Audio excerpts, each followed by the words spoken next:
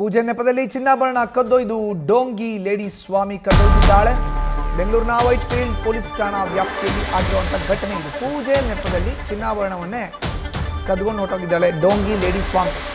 ಬೆಂಗಳೂರಿನ white field police ಠಾಣಾ ವ್ಯಾಪ್ತಿಯಲ್ಲಿ ಆಗಿರುವಂಥ ಘಟನೆ ಇದು. ನಿಮ್ಮ ಮಗನ ಪ್ರಾಣಕ್ಕೆ ಆಪತ್ತು ಇದೆ ಅಂತ ಕತೆ ಕಟ್ಟಿದ್ದ ಲೇಡಿ ಭೀತಿ ಹುಟ್ಟಿಸಿ ಮೊಹಿನ್ ಪಾಷಾ ತಾಯಿಯನ್ನು ನಂಬಿಸಿದ್ದಂಥ ಮಹಿಳೆ ಪೂಜೆ ಮಾಡಿ ಬಂಗಾರ ತಂದಿಡುವಂತೆ ಸೂಚನೆಯನ್ನು ನೀಡಿದ್ದು ಲೇಡಿ. 1 ಗಂಟು ಕಟ್ಟಿ 3 ತಿಂಗಳು ಓಪನ್ ಮಾಡದಂತೆ ಸೂಚನೆಯನ್ನು ಕೊಟ್ಟಿದ್ದು. ಬಳಿಕ ಹಣದ ಅವಶ್ಯಕತೆ ಇದೆ ಅಂತ ಹಂತವಾಗಿ ಹಣ ವಸೂಲಿ ಮಾಡಿ ಬಳಿಕ ಬಂಗಾರ ಇಟ್ಟಿದ್ದಂಥ ಗಂಟನ್ನು ಕದ್ದು ಬೇರಿಂಗ್ ಇಟ್ಟು ಎಸ್ಕೇಪ್ ಆಗಿದ್ದ. ಈ ಘಟನೆ ಬಗ್ಗೆ ದೂರು ನೀಡಿದ್ರು, ಪೊಲೀಸರಿಂದ ಯಾವುದೇ ಕ್ರಮ ಆಗಿಲ್ಲ.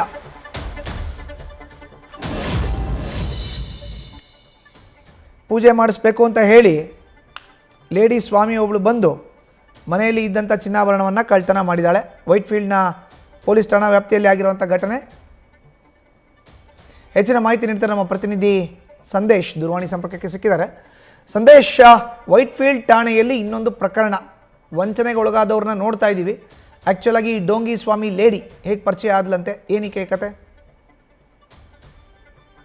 ಮಧುಸೂದನ್, ಇಲ್ಲಿ ಪೂಜೆ ನೆಪದಲ್ಲಿ ಚಿನ್ನಾಭರಣವನ್ನ ಈ ಡೋಂಗಿ ಸ್ವಾಮೀಜಿ ಅಂದ್ರೆ ಡೋಂಗಿ ಲೇಡಿ ಸ್ವಾಮೀಜಿ ಈ ಒಂದು ಕಳ್ಳತನವನ್ನ ಅಥವಾ ಈ ಚಿನ್ನಾಭರಣವನ್ನ ಕದ್ದೊಯ್ದಿರುವಂತಹ ಕೆಲಸವನ್ನ ಮಾಡಿದ್ದಾರೆ. ಇದು ವೈಟ್ ಫೀಲ್ಡ್ ಪೊಲೀಸ್ ಠಾಣಾ ವ್ಯಾಪ್ತಿಯಲ್ಲಿ ನಡೆದಿರುವಂತಹ ಘಟನೆ. ಅಂದ್ರೆ ವೈಟ್ ಫೀಲ್ಡ್ ಪೊಲೀಸ್ ಠಾಣಾ ವ್ಯಾಪ್ತಿಯಲ್ಲಿ ಮೊಯಿನ್ ಪಾಷಾ ಅನ್ನೋರ ಪತ್ನಿಗೆ ಒಂದು ಕಾಯಿಲೆ ಇರುತ್ತೆ. ಅದು ಯೂರಿಕ್ ಆಸಿಡ್ ಸಮಸ್ಯೆ ಆಗಿರುತ್ತೆ. ಈ ಯೂರಿಕ್ ಆಸಿಡ್ ಸಮಸ್ಯೆಯಿಂದ ಬಹಳಷ್ಟು ದಿನಗಳಿಂದಲೂ ಕೂಡ ಬಳಲ್ತಾ ಇರ್ತಾರೆ. ಹಾಗಾಗಿ ಅದಕ್ಕೆ ಸಾಕಷ್ಟು ಕಡೆ ಅಂದ್ರೆ ಆಸ್ಪತ್ರೆಗಳಿಗೂ ಕೂಡ ಹೋಗಿರ್ತಾರೆ. ಜೊತೆಗೆ ಈ ಆಸ್ಪತ್ರೆಗೆ ಹೋದಂತ ಸಂದರ್ಭದಲ್ಲಿ ಮೊಯಿನ್ ಪಾಷಾ ಸ್ನೇಹಿತ ಗಾಂಧಿಪುರದ ಅಜ್ಜು ಎಂಬಾತ ಏನಿದ್ದಾನೆ, ಈತ ಈ ಮಹಿಳೆಯನ್ನ ಅಂದ್ರೆ ಈ ಡೋಂಗಿ ಸ್ವಾಮೀಜಿಯನ್ನ ಪರಿಚಯ ಮಾಡಿಸಿ ಈಕೆಯ ಬಳಿ ಪೂಜೆ ಮಾಡಿಸಿದ್ರೆ ಅಥವಾ ಆ ಒಂದು ಪೂಜೆನ ಏನಾದ್ರು ಆಕೆ ಹೇಳಿದಂತೆ ಮಾಡಿದ್ರೆ ಈ ಗಂಡಾಂತರ ಹೋಗ್ಲಾಡಿಸಬಹುದು, ಹಾಗಾಗಿ ಈಕೆ ಹೇಳ್ದಂತೆ ಕೇಳಿ ಅಂತ ಹೇಳಿ ಪರಿಚಯ ಮಾಡ್ಕೊಳ್ತಾರೆ. ಅದಾದ ನಂತರ ಏನಾದ್ರೂ ಮಾಡಿ ಈ ಒಂದು ಪೂಜೆಯನ್ನ ಮಾಡಿಸ್ಬೇಕು ಅನ್ನೋ ಕಾರಣಕ್ಕಾಗಿ, ಜೊತೆಗೆ ಮನೆಯಲ್ಲಿ 2-3 ಇದೇ ರೀತಿಯ ಯೂರಿಕ್ ಆಸಿಡ್ ಸಮಸ್ಯೆ ಇರುತ್ತೆ. ಹಾಗಾಗಿ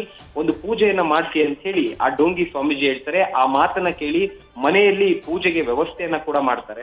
ಪೂಜೆಗೆ ವ್ಯವಸ್ಥೆ ಮಾಡಿದಂತ ಸಂದರ್ಭದಲ್ಲಿ ಮನೆಯ ಹಾಲ್ನಲ್ಲಿ ಕೂತು ಒಂದು ಬಟ್ಟೆಯ ಒಳಗೆ ನಿಮ್ ಮನೆಯಲ್ಲಿರುವಂತಹ ಎಲ್ಲಾ ಚಿನ್ನಾಭರಣಗಳನ್ನು ಕೂಡ ತಂದು ಹಾಕಿ, ಅಂದ್ರೆ ಬಂಗಾರವನ್ನ ತಂದು ಹಾಕ್ಬಿಟ್ಟು ಅದನ್ನ ಗಂಟು ಕಟ್ತೀನಿ, ಇಲ್ಲಿ ಪೂಜೆ ಮಾಡಿದ ನಂತರ ಅಂದ್ರೆ ಪೂಜೆ ಮಾಡಿದ ನಂತರ ಒಂದು 4 ತಿಂಗಳು ಬಿಟ್ಟು ಅದನ್ನ ಓಪನ್ ಮಾಡ್ಬೇಕು, ಅಲ್ಲಿವರೆಗೂ ಕೂಡ ಯಾವುದೇ ಕಾರಣಕ್ಕೂ ಓಪನ್ ಮಾಡಬೇಡಿ ಅಂತ ಹೇಳಿ ಆ ಡೋಂಗಿ ಸ್ವಾಮೀಜಿ ಹೇಳ್ತಾರೆ. ಆ ಮಾತನ್ನ ನಂದಂತಹ ಮೊಯಿನ್ ಪಾಷಾ ಹಾಗೆ ಅವರ ಮನೆಯವರು ಏನ್ ಮಾಡ್ತಾರೆ, ಅಲ್ಲಿ ಪೂಜೆಯನ್ನ ಮಾಡಿದಂತ ಸಂದರ್ಭದಲ್ಲಿ ಏನು ಕೂಡ ಚೆಕ್ ಮಾಡೋದಕ್ಕೆ ಹೋಗೋದಿಲ್ಲ. ಅಂದ್ರೆ ಆ ಗಂಟನ್ನ ಏನ್ ಕಟ್ಟಿರ್ತಾರೆ ಅದನ್ನ ಬಿಚ್ಚೋದಕ್ಕೆ ಹೋಗೋದಿಲ್ಲ. ಅವರು ಕೂಡ ಪೂಜೆ ಮಾಡಿ ಅವರ ಮನೆಯಲ್ಲೇ ಸ್ನಾನ ಮಾಡಿ ನಂತರ ಆ ಡೋಂಗಿ ಸ್ವಾಮೀಜಿ ಕೂಡ ತೆರಳ್ತಾರೆ. ಆ ತೆರಳಿದ ನಂತರ ಮತ್ತೆ ಒಂದು 3-4 ದಿನದ ನಂತರ ಫೋನ್ ಮಾಡಿ ದುಡ್ಡಿಗೆ ಡಿಮ್ಯಾಂಡ್ ಮಾಡ್ತಾರೆ. ಅಂದ್ರೆ ಹಣದ ಅವಶ್ಯಕತೆ ಇದೆ, ಹಾಗಾಗಿ ನಮ್ಗೆ ಹಣ ಬೇಕಾಗಿದೆ ಅಂತ ಕೇಳಿದಂತ ಸಂದರ್ಭದಲ್ಲಿ ಮೊಯಿನ್ ಪಾಷಾ ಹಾಗೆ ಅವ್ರ ಮನೆಯವರು ಕೂಡ ನಮ್ಮ ಬಳಿ ಹಣ ಇಲ್ಲ ಅಂತ ಹೇಳಿದಂತ ಸಂದರ್ಭದಲ್ಲಿ ಅವಾಚ್ಯ ಶಬ್ದಗಳಿಂದ ನಿಂದನೆಯನ್ನ ಮಾಡ್ತಾರೆ.